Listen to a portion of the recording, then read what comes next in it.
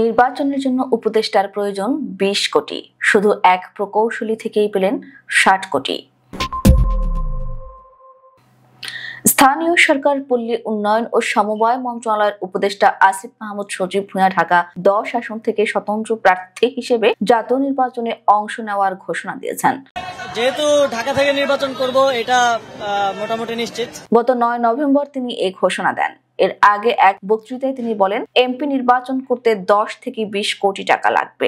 যাদের কাছে ওই কালো টাকা আছে তাদেরই সুযোগ আছে আজকে নির্বাচনে অংশগ্রহণ করার। তবে মন্ত্রণালয়ের একটি নির্ভরযোগ্য সূত্র জানায়, উপদেষ্টা সজীব ভূঁইয়া শুধু একজন প্রকৌশলীর কাছ থেকে অন্তত ৬০ কোটি টাকা নিয়েছেন। জনস্বাস্থ্য প্রকৌশল অধিদপ্তরের প্রকৌশলী মোহাম্মদ তবিবুর রহমান তালুকদারকে দুটি প্রকল্পের পরিচালক পদে নিয়োগের বিনিময়ে ২০ কোটি টাকা এবং সম্প্রতি তাকে রুটিন দায়িত্ব প্রধান প্রকৌশলী পদের নিয়োগ প্রক্রিয়ার জন্য একবারে ৪০ কোটি টাকা নিয়েছেন বলে সূত্রটি নিশ্চিত করেছে। এই নিয়োগ প্রক্রিয়া এক চূড়ান্ত পর্যায়ে রয়েছে। প্রকৌশলী মোহাম্মদ তবিবুর রহমান তালুকদারকে একজন শীর্ষ দুর্নীতিবাজ, ফ্যাসিস্ট এবং শেখ হাসিনা ঘনিষ্ঠ বঙ্গবন্ধু প্রকৌশল পরিষদের সদস্য হিসেবে চিহ্নিত করা হয়।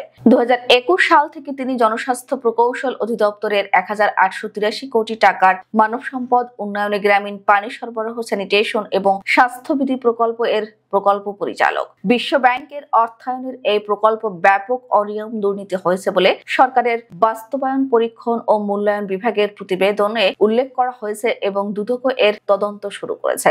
অভিযোগ রয়েছে, তবিবুর রহমান তদন্ত কর্মকর্তাকে ম্যানেজ করে দুর্নীতি ধামাচাপা দেওয়ার চেষ্টা করছেন। প্রকল্পের দরপত্রের স্পেসিফিকেশন না মানা, টেন্ডারে পিপিআর লঙ্ঘন এবং নির্মিত ৮০ ভাগ পাবলিক টয়লেট অব্যবহৃত থাকা সহ ব্যাপক অনিয়ম হয়েছে। আর অভিযোগ, ঠিকাদারদের সঙ্গে যোগ সাজেশে প্রকল্পের টাকা আত্মসাৎ করে তিনি দেশে বিদেশে সম্পদ করেছেন এবং সেই অর্থে উপদেষ্টা সজীব ভূঁইয়াকেও কিনে নিয়েছেন। একটি প্রকল্পের পরিচালক থাকা অবস্থায় তিনি ১৫ কোটি টাকার বিনিময়ে ১,৯৮৯ কোটি টাকা ব্যয়ের গ্রামীণ স্যানিটেশন প্রকল্প নামে আরেকটি প্রকল্পের পরিচালক হন। নিয়ম অনুযায়ী একজন কর্মকর্তা একসঙ্গে দুটি প্রকল্পের পরিচালক পদে থাকতে পারেন না। তাই আগের প্রকল্পটির জন্য মন্ত্রণালয় নতুন পিডি নিয়োগের প্রক্রিয়া শুরু করে।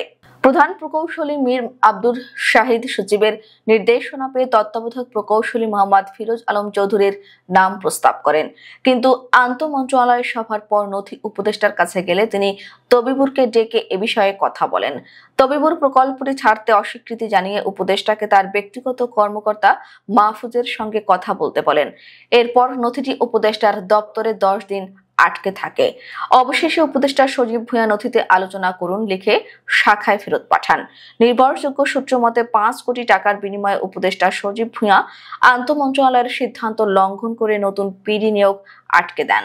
আওয়ামী লীগ আমলে নেয়া ১,৮৮২ কোটি টাকা বরাদ্দের মানব সম্পদ উন্নয়নের বৈদেশিক সাহায্য পুষ্ট এই প্রকল্পের পিডি থাকাকালে তবিবুর রহমান শত শত কোটি টাকা লুটপাট করেছেন।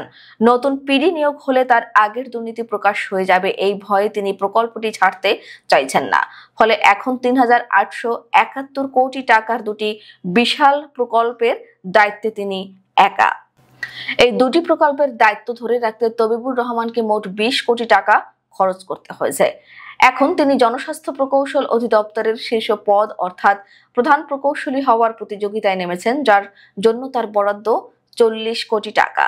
গত ১১ নভেম্বর প্রধান প্রকৌশলী মীর আব্দুর শাহিদ অবসরে যাওয়ার পরে তবিবুর রহমান জোরে সোরে মাঠে নামেন। সংশ্লিষ্ট সূত্র নিশ্চিত করেছে, ৪০ কোটি টাকার বিনিময়ে উপদেষ্টা আসিফ মাহমুদ সজীব ভূঁইয়া তাকে রুটিন দায়িত্বে প্রধান প্রকৌশলী পদে নিয়োগ দিতে রাজি হয়েছেন এবং অর্থ লেনদেনও সম্পন্ন হয়েছে। এরপরই উপদেষ্টার নির্দেশে তবিবুরের নিয়োগের নথি অত্যন্ত দ্রুততার সঙ্গে অগ্রসর হয় এবং যে কোনো সময় প্রজ্ঞাপন জারি হতে পারে। যদিও তবিবুর রহমান এই পদের জন্য মোটেই যোগ্য নন। জানা গেছে, জনস্বাস্থ্য প্রকৌশল অধিদপ্তরের জ্যেষ্ঠতার তালিকায় প্রকৌশলী তবিবুর রহমান তালুকদারের ক্রমিক নম্বর ২৫, অর্থাৎ তিনি ২৪ জন জ্যেষ্ঠ কর্মকর্তাকে ডিঙিয়ে প্রধান প্রকৌশলী হতে চলেছেন।